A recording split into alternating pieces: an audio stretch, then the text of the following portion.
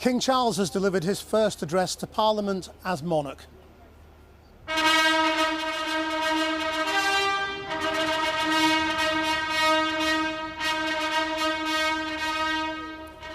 He described it as a living and breathing instrument of our democracy and referenced Westminster's many connections with his mother, the late Queen. That your traditions are ancient, we see in the construction of this great hall, and the reminders of medieval predecessors of the office to which I have been called.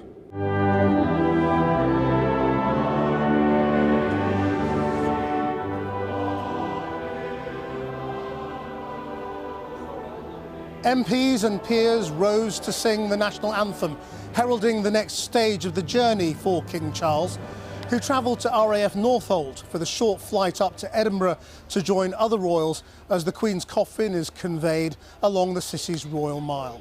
With a look at the events of another historic morning, here's our correspondent Fasma Manji. Westminster Hall, the oldest building in Parliament. Its original site was built under William II in 1097, and it's heralded in monarchs ever since.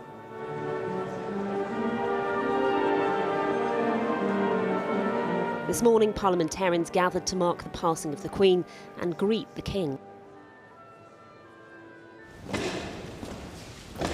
It began with the entrance of the Yeomen of the Guard, the monarch's traditional bodyguards. Perhaps a reminder that the relationship with kings and Parliament hasn't always been smooth. In 1649, this was the very site where King Charles I was tried for treason and sent to his execution. Enter Charles III, accompanied by Queen Consort Camilla. This ceremonial pomp is the Constitution visualised, bringing together the Crown, the House of Commons and the House of Lords. Your Majesty, even as we mourn the loss of our dear Queen, we and future generations will draw strength from her shining example. Your Majesty, on behalf of all the members of the House of Lords, I pledge my loyalty to you. We are proud and indeed humbled to welcome you as our King. She sat in this historic hall, as you sit now on many occasions. Some of those occasions were to celebrate milestones in her own reign. The addresses to celebrate her silver, golden and diamond jubilees shared a common thread, that our constitutional monarchy is a symbol of stability in an ever-changing world. Having accepted their condolences, Charles III then made his first address to Parliament as King. As I stand before you today, I cannot help but feel the weight of history which surrounds us and which reminds us of the vital parliamentary traditions to which members of both houses dedicate yourselves with such personal commitment for the betterment of us all. Parliament is the living and breathing instrument of our democracy. That your traditions are ancient, we see in the construction of this great hall, and the reminders of medieval predecessors of the office to which I have been called. Quoting Shakespeare, he paid tribute to the Queen and pledged his own commitment to duty. She set an example of selfless duty, which, with God's help and your counsels, I am resolved faithfully to follow.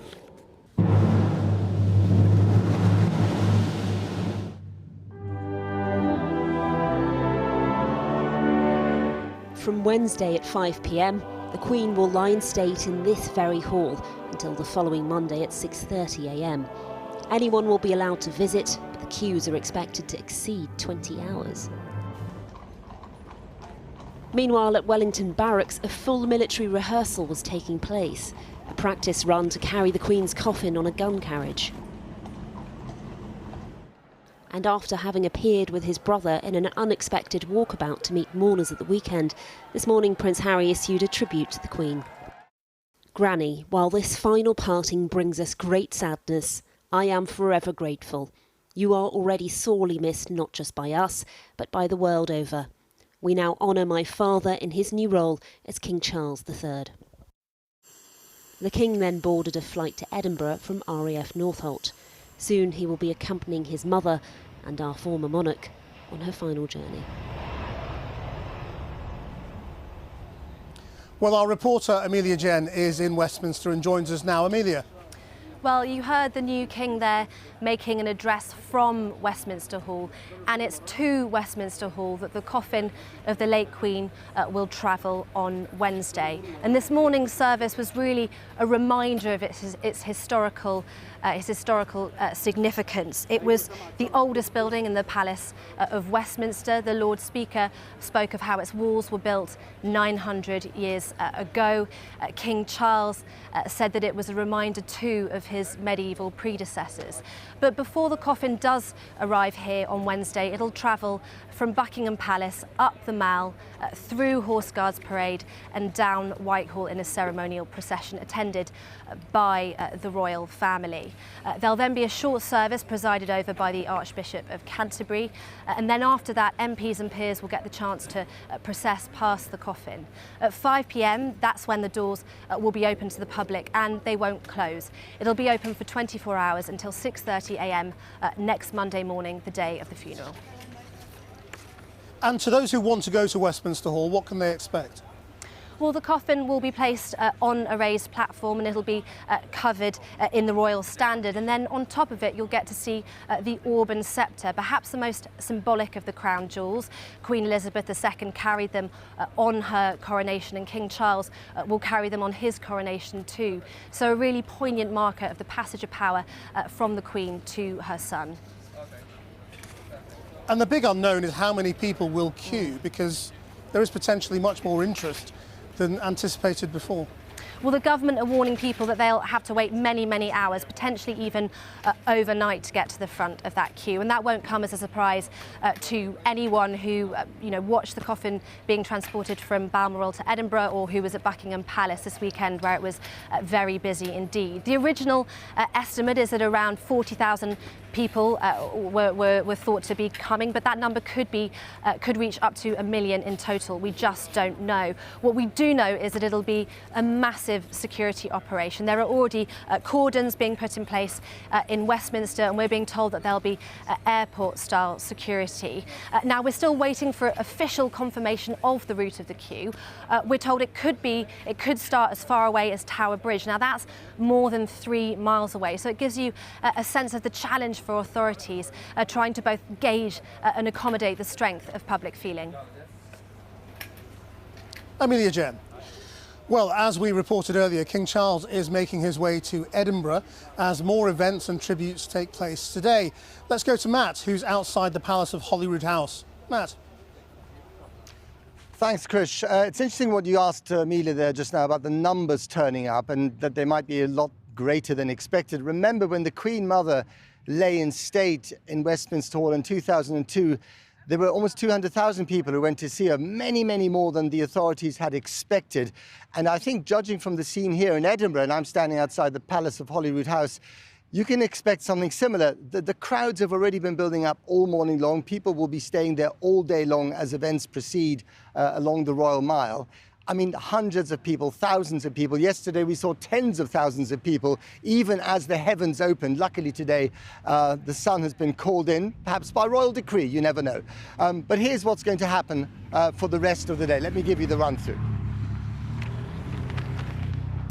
So, the King will arrive at the Palace of Holyrood House behind me this afternoon. In fact, I think he's supposed to be slightly early, and will take part in the ceremony of the Keys, when the monarch is welcomed to the ancient hereditary kingdom of Scotland by Edinburgh's Lord Provost.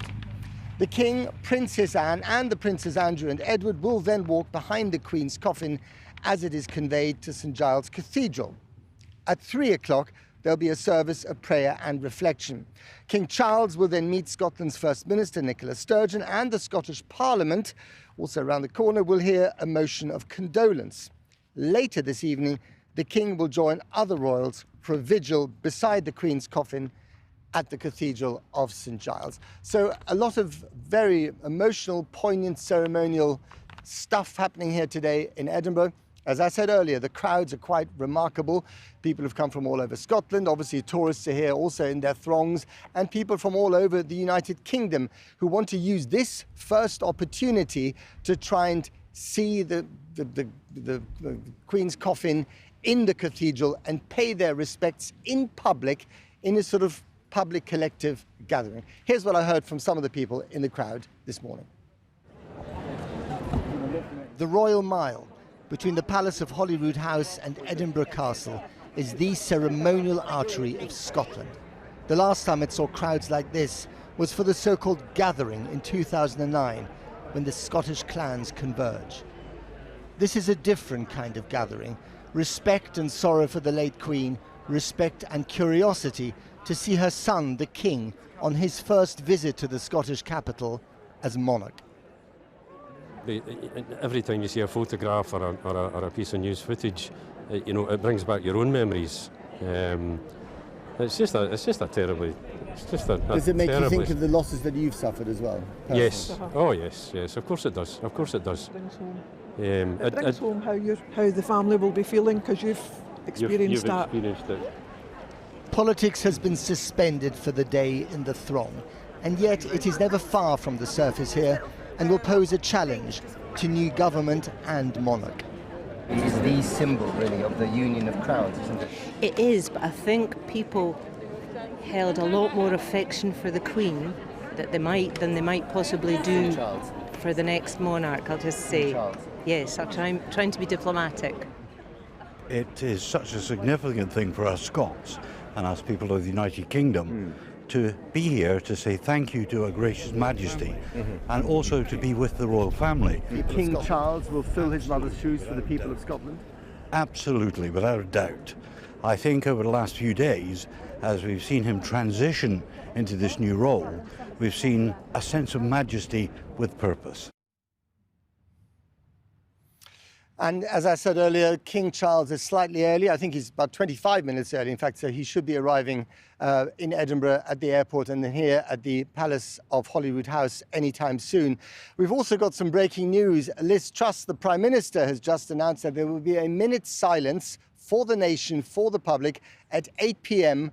on Sunday, next Sunday, so the day before the funeral. She, by the way, is also due here in Edinburgh later today, but she's not travelling with King Charles. She's travelling by herself.